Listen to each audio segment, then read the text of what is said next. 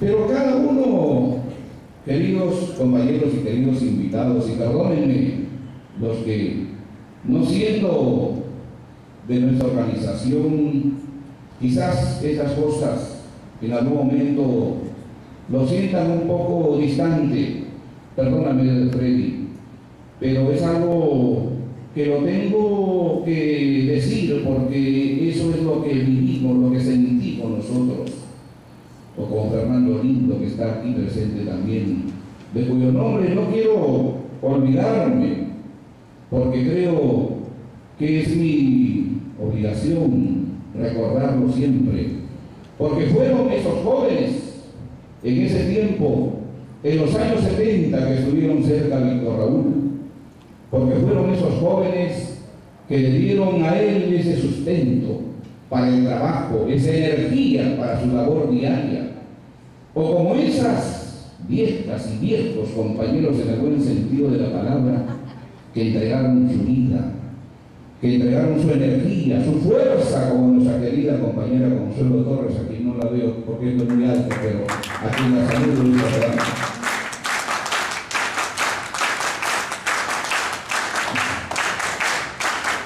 O como a Sofi Maripuri, un viejo aprista, o como ya recordamos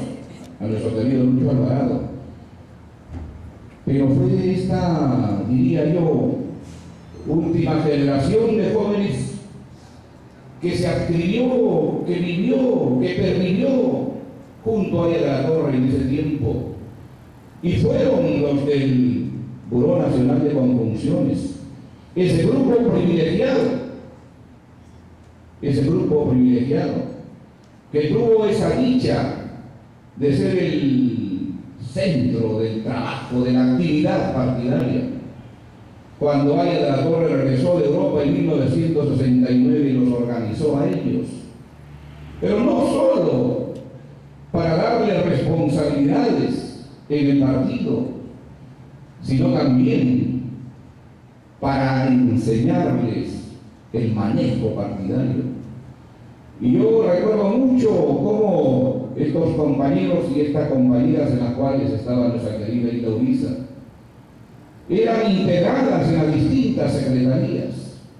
que entonces los mayores manejaban, como Ramiro Prialé, Armando Villanueva, Andrés Tausen. Y cómo en ese tiempo Aya de la Torre lo fue incorporando paulatinamente a las responsabilidades partidarias.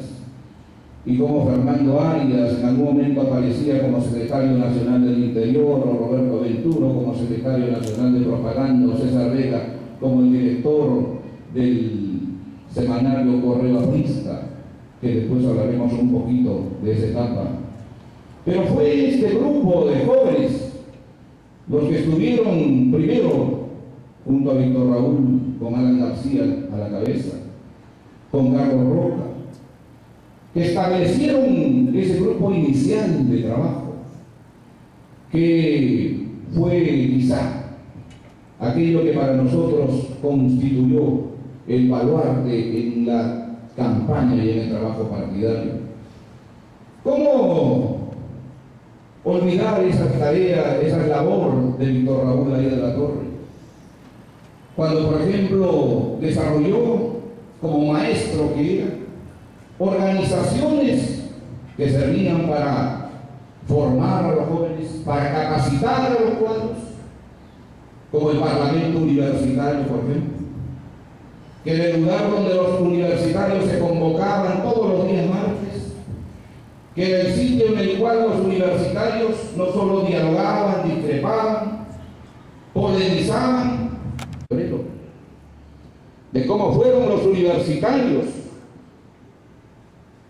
reunidos ahí, presididos en ese momento por Manuel García Torres, los que enarbolaron estas banderas, que fue quizá el prolegómeno de la caída de Velasco, que finalmente fue depuesto en agosto de ese año. Porque no hay que olvidar tampoco, queridos compañeros, compañeras, queridos invitados, el contexto en el cual en ese momento vivía Aya de la Torre y vivía el partido. No hay que olvidar ese contexto en el cual se realizaban estas actividades y se organizaban estos grupos, existía una dictadura férrea, existía una dictadura que había resquebrajado la democracia en el país, y que el golpe del 3 de octubre de 1968 no fue contra Fernando Belaúnde Terry, sino fue contra Haya de la Torre, porque estaban seguros que él iba a ganar las elecciones, porque estaban convencidos que el futuro presidente era Haya de la Torre, y se adelantaron. Pero ese contexto duro, difícil, hizo al mismo tiempo formar esta estructura juvenil, que no solamente estaba ya en el Buró Nacional de Conjunciones, sino con el correr del tiempo se iban también estableciendo en el Parlamento Universitario, o se iba estableciendo en los coloquios de los días jueves, donde asistían cientos de trabajadores, cientos de profesionales, cientos de amas de casa, o esas reuniones de los días sábados, que nos permitía no solo la convocatoria a nuestra chocolatada sabatina, donde se entonaban temas partidarios, alegres, que en algún momento con la compañía de nuestro querido Fernando Arias y de todos los compañeros del coro de Guitarte vamos a entonar al final de este acto, que era el lugar en el cual se iniciaba después de estas chocolatadas la escuela de dirigentes, que comenzaba a las 11 de la noche y concluía a las 3 de la mañana. Ese Haya de la Torre maestro, ese Haya de la Torre que no descansaba, ese Haya de la Torre que estaba pendiente de los temas, estudioso de la realidad,